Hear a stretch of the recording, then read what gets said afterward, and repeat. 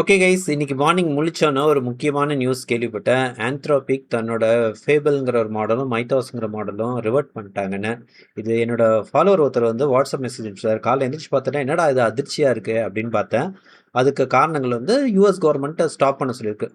இந்த மாதிரி யூஎஸ் பிரஜையை தவிர வேறு யாரும் ஆக்சஸ் பண்ணக்கூடாது. அது அமெரிக்காலேயும் சரி வெளியும் சரி. அதோட ட்வீட் தான் அந்த சைடில் போட்டிருக்கேன் பாருங்கள். இது என்ன மெயினாக காட்டுதுன்னா, எந்த அளவுக்கு இந்த மாடல் பவர்ஃபுல்லாக இருக்குன்னு அவங்க ஆல்ரெடி சொல்லியிருந்தாங்க. மைத்தோஸ்ங்கிற மாடல் எவ்வளோ பவர்ஃபுல்னா அதை நாங்கள் ரிலீஸ் பண்ண மாட்டோம். ஒரு க்ளோஸ்டு குரூப் ப்ராஜெக்ட் கிளாஸ் வீக்னு ஒரு குரூப் மாதிரி கிரியேட் பண்ணி அவங்களுக்கு மட்டும் தான் ஆக்சஸ் கொடுப்போம். ஏன்னா நிறைய வல்னரபிலிட்டி சைபர் அட்டாக்லாம் சூப்பராக பண்ணுது. அதனால் எல்லார் கையிலையும் கொடுக்குறது ரிஸ்க் அப்படின்னு சொல்லி ஒரு குறிப்பிட்ட பீப்புளுக்கு மட்டும் கொடுத்தாங்க. அது நிறைய பேர் மார்க்கெட்டிங் ஹைப்பு அது சும்மா கதை விட்டுட்டு இருக்காங்கலாம் நியூஸ் ஓடிச்சு. பட் ஓவர பீரியட் வந்த பிறகு தான் தெரிஞ்சிச்சு இவங்க சொன்னது வந்து உண்மை தான். நிறைய பேர் ஒத்துக்கிட்டாங்க.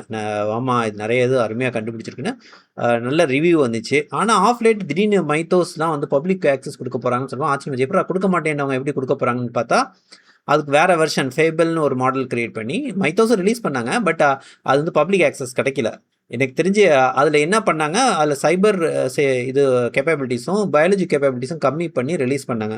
ரிலீஸ் பண்ணி அதில் சில கொஸ்டின்ஸ்லாம் சில பேர் கேட்டாங்க. இந்த செமி அனாலிசிஸ் தைலின் பட்டெல்லாம் கொஸ்டின் கேட்டப்போ அதில் வர்ற சில அவுட்புட் என்ன பண்ணி டக்குன்னு அது ஓப்பஸ் 4.8க்கு ஷிஃப்ட் பண்ணோன்னா அது ஒரு பெரிய இஷ்யூவாக ரைஸ் பண்ணிட்டாங்க. அப்புறம் என்ன பண்ணாங்க, இல்லை நாங்கள் அதை மாற்றிக்கிறோம் சாரி அப்பாலஜைஸ் பண்ணாங்க. பட் அதே ராத்திரியில் வந்து டரியோ அமிடி என்ன சொன்னார், இது எக்ஸ்போனென்ஷியலாக ஏஐ வளருது, ஸோ அதுக்கு தகுந்தபடி ரெகுலேஷனும் வளரணும் அப்படின்னு சொல்லிட்டு ஒரு பெரிய பிளாக் போஸ்ட் போட்டிருந்தாரு. அதை படிச்சுக்கிட்டு தான் அதை பற்றி கூட கண்டென்ட் போடலான்னு மேபி ஃபியூச்சரில் போடுவேன். பட் அதில் ஆரம்பித்தது தான் பார்த்தீங்கன்னா திடீர்னு காலையில் இந்த நியூஸ் வந்துச்சு. அந்த உத்தரவு வந்தோன்னா கிளாட் என்ன பண்ணிச்சு, இது மாதிரி செலக்டிவாக சில பேருக்குலாம் ஆந்த்ரோபிக் சில பேருக்குலாம் கொடுக்க முடியாதுன்னு சொல்லி டோட்டலாக எல்லாருக்கும் கட் ஆஃப் பண்ணிச்சு அதோட ஆக்சஸ், ஃபேபிளோட ஆக்சஸை. நிறைய பேர் இதை பற்றி பேசிகிட்டு இருக்காங்க. நம்ம இந்தியாலையும் பேசிகிட்டு இருக்காங்க, வெளிநாடுகளையும் பேசிகிட்டு இருக்காங்க. அவங்க என்ன சொல்கிறாங்கன்னா, இது ஒரு ஓப்பன் மாடலுக்கு இது ஃபீட் பப்ளிசிட்டி மாதிரி ஆகிடும். இது என்ன தெரிவிக்குதுன்னு பாருங்கள். நீங்கள் வந்து ஏஐ நம்பி எல்லாத்தையும் பண்ணிடுறீங்க, ஆட்டோமேஷன் பண்ணி NI10 போடுறீங்க, எல்லாமே பண்ணுறீங்க. உங்களுக்கு ஆக்சஸ் கொடுக்குறத டக்குன்னு நிறுத்திட்டா என்ன பண்ணுவீங்க? டோட்டலாக கொலாப்ஸ் ஆகிடும்ல. உங்களுக்கு என்ன பேக்கப் பிளான் இருக்குது? ஒன்றுமே கிடையாது. ஓகே. ஸோ அதனால இப்போ என்ன எல்லா விவாதம் ஏன் ஓப்பன் வெயிட் மாடல்ஸ் நம்ம மூவ் ஆகக்கூடாது? இந்த மாதிரி ஏதாச்சும் ஒரு இதில் நம்ம நாலு பின்ன டக்குன்னு திடீர்னு யாரோ முடிவு பண்ணி கட் பண்ணிட்டா என்ன பண்ணுறது அப்படின்னு சொல்லிட்டு ஓடிட்டுருக்கு. ஏன் நம்மளே சொந்தமாக ஒரு மாடல் பில்ட் பண்ணக்கூடாதுன்னு ஓடிட்டுருக்கு. இதில் வந்து சைனாவோட ஓப்பன் வெயிட் மாடல்ஸ் நிறையாவே பேர் அடிப்படுது இந்த சர்க்கிளில். ஸோ இந்த நியூஸ் பற்றி உங்கள்கிட்ட பேசணும்னு நினச்சேன். நான் ஆரம்பத்தில் தான் சொன்னேன், நம்ம எதாக இருந்தாலும் சரி ஏதோ ஒரு விஷயத்து மேலே ரொம்ப டிபெண்ட்டாக இருக்கக்கூடாது. இப்போ ஆந்த்ரோபிக் மேலேயே ரொம்ப டிபெண்ட். ஆந்த்ரோபிக்கு ஆப்போசிட் என்ன வேறு யார் இருக்கா? ஓப்பன் வெயிட் மாடல்ஸ் யார் இருக்கா? அது அவ்வளோ சூப்பராக இல்லாட்டியும் அதுக்கு ஒரு பேக்கப் வச்சுருக்கணும். அப்புறம் அதுக்கு ஒரு பேக்கப் வச்சுருக்கணும். 3 அட்லீஸ்ட் ஒரு இதுக்கு 2 பேக்கப் ஆச்சு இருக்கணும். என்றைக்கு வேணால் எது வேணால் நடந்தாலும் நம்ம ஃபால் பேக் பண்ணி போகிற மாதிரி இருக்கணும். இது வந்து நிறைய கம்பெனிஸ் இது மாதிரி அடாப்ட் பண்ணிட்டு இது என்ன இதில் நல்லது இருக்கா கெடுதல் இருக்கா? இது மாதிரி ஃப்யூச்சரில் என்னென்ன ஈவெண்ட்ஸ் நடக்க போகுது?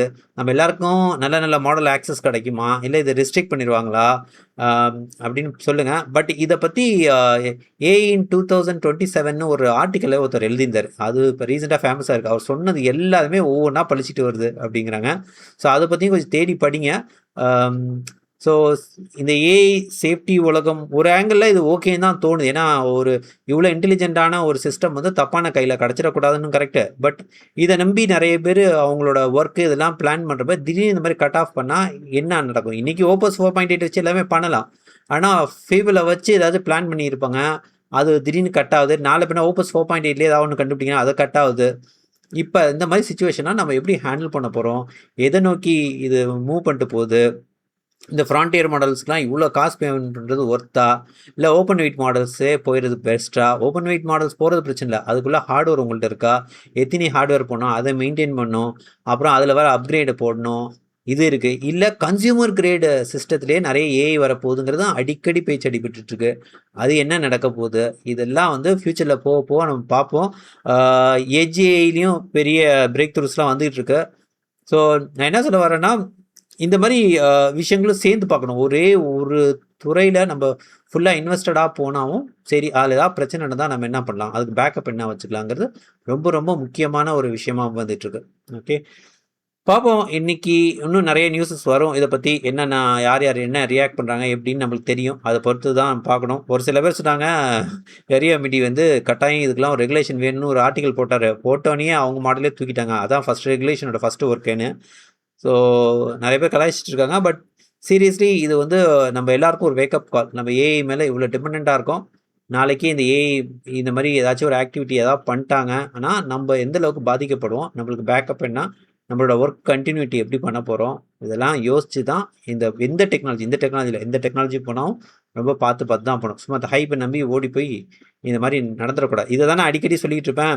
நம்ம கார் ஓட்டுறப்ப நம்மளுக்கு முன்னாடி போற வண்டிக்கும் நம்மளுக்கும் வந்து எவ்வளோ ஸ்பீடுங்கிறத விட எவ்வளோ நேரம் வித்தியாசம் தான். முன்னாடி போற காருக்கும் நம்மளுக்கும் இவ்வளோ செகண்ட் டிஃபரன்ஸ் இருக்கணும். அப்பதான் அவன் திடீர்னு பிரேக் அடிச்சா நம்மளால பிரேக் அடிக்க முடியும். இல்லன்னா போய் இடிச்சிருவோம். ஸோ அவன் எவ்வளோ தூரத்தில கிராஸ் ஆகுறான் ஒரு மரத்தன்னா, நம்ம அவ்வளோ செகண்ட்ல இந்த மரத்த கிராஸ் பண்ணா சேஃப் டிஸ்டன்ஸ்னு ஒரு கணக்கு இருக்கு. அதே மாரி இந்த ஏஐ போற வேகத்துக்கு போறது பிரச்சனை இல்ல. டக்குன்னு அவன் சடன் பிரேக் அடிச்சா நம்ம என்ன ஆவோங்கிறது தான் விஷயம். ஓகே. உங்க கருத்துக்கள கீழ சொல்லுங்க. இது மாரி அடுத்தடுத்த வீடியோ போடுவேன். என் சேனலுக்கு சப்போர்ட் பண்ணுங்க, லைக் பண்ணுங்க, கமெண்ட் பண்ணுங்க, ஷேர் பண்ணுங்க. Thank you.